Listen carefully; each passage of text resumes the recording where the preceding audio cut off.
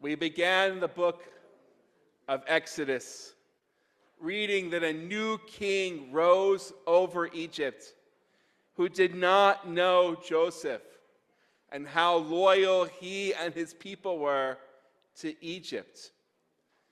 There's a commentator in the Talmud who has a radical interpretation of that it's not as we expected that the old king died and it was a new one who just didn't know, but that it was the same very exact Pharaoh that was with Joseph and forgot about all his loyalty and let his prejudice and fears of this Israelite different people cloud him. And that's why he enslaved the Israelites. Whether that is factually true or not, this commentator wants us to have the lessons of the importance of learning our history, the importance of our leaders knowing who people are and trying to look at their actions, not at their characteristics and whatever stereotypes and fears they might have. This is a good time of year to think about these lessons, certainly with current events. These opening books of Shemot, of Exodus, are often read in January when we observe Martin Luther King Jr.'s birthday and his civil rights legacy. Just unlike Pharaoh forgot about Joseph, the Torah tells us 36 times to remember we were slaves to Pharaoh in Egypt, and because of that implores us to not discriminate or afflict others.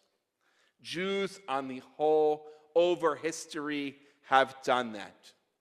If we focus for a few moments on the history of the relations between Jews and African Americans, on the whole it has been good. Oh yes, there are Jewish slave owners in our history, Jewish racists. We cannot delete that history, but we must highlight the times that Jews and African Americans were united together. We can celebrate Jewish abolitionists such as August Bondi, who ran a station on the Underground Railroad. Rabbi David Einhorn, a rabbi in Baltimore, who gave an anti-slavery sermon in 1861, and he had to flee to the free city of Philadelphia for his safety. We can learn about Julius Rosenwald, the president of Sears Roebuck, who worked with Booker T. Washington to open over 5,000 schools in the segregated South. We jump to the 50s and 60s, and for us conservative Jews, Rabbi Heschel comes to mind as the most known rabbi leading us during the civil rights era. But there are 100 more rabbis that only Wikipedia can tell us who they were, including the rabbi at Beth El up the street who participated in the freedom rides on Greyhound buses. I was also fortunate in the 80s to have bridge building experiences as a child. I was in one of the first classes of the Abraham Joshua Heschel School on the West Side, and they really tried hard to live up to his namesake. I recall visiting the African American church on West 83rd Street. I also recall my unit in Camp Ramah visiting and then hosting the same age cohort from Camp Minnesink, a majority black camp, also in Dutchess County. My faded memories of both of those encounters remember joyous song. We know that Ruach, spirited song, really connects us via joy and the love of humanity and cultures. You cannot be prejudiced when you're dancing and singing together.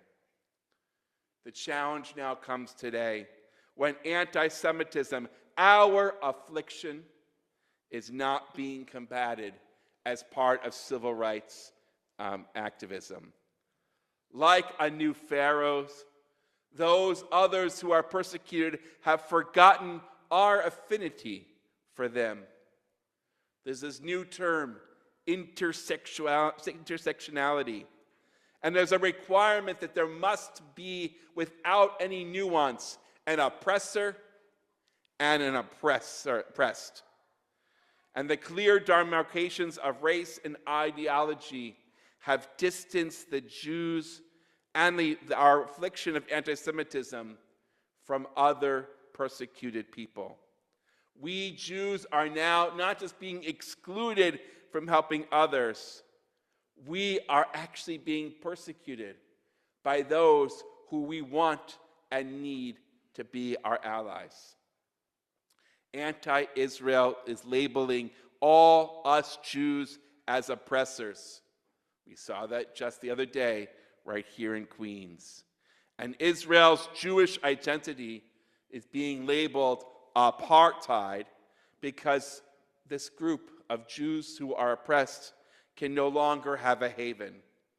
And yes, Jewish successes here at home make us Jewish financial success the oppressors over those who have less, forgetting all of the tzedakah that we Jews give. And of course, Jews are now all white, and synagogues and Jews are targets of the supporters of all of these intersectionality groups. And then we can't forget the right wing, because we are not Christian. We don't belong in their camp either. A new king, new groups have arisen that have forgotten that we Jews were once oppressed, continue to be oppressed, and are always committed to fighting for your safety if you fight for ours. I don't have a magical fix to our predicament. I don't think plagues are going to come down from heaven, nor should we want them. There won't be a Moses either. I think we should really focus on the forgetfulness of these new kings. And we need to focus on teaching people who we, the Jews and Zionists, are, why Israel matters and deserves to exist as a Jewish country. And we are a people that do not fit into neat categories. We are a tiny minority, and we are as diverse as we are small. We are not white. We are not Christian. We are not politically homogeneous. We can't even agree on our theology or what food is exactly kosher or not. But we do know that we were once slaves to Pharaoh. And when we were being freed, we committed ourselves to doing our best to not persecute others and to point out persecution wherever it was found. We are not disloyal to our home country. If you don't attack us, then we are available to be your allies. So if no Moses is coming, what can we do?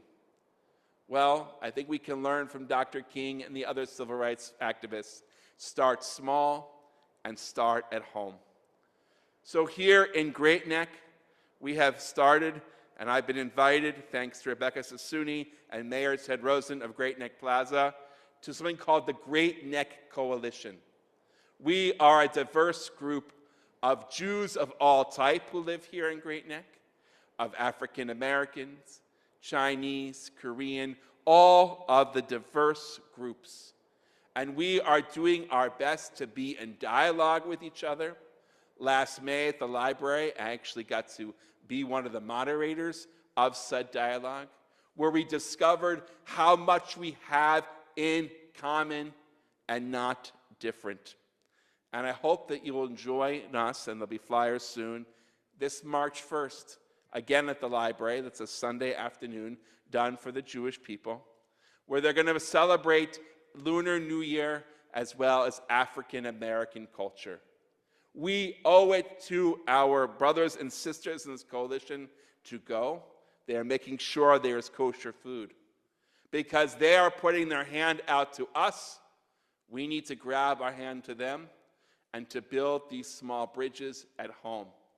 If we start here in Great Neck, then hopefully it will spread across the border into Queens and out into the world.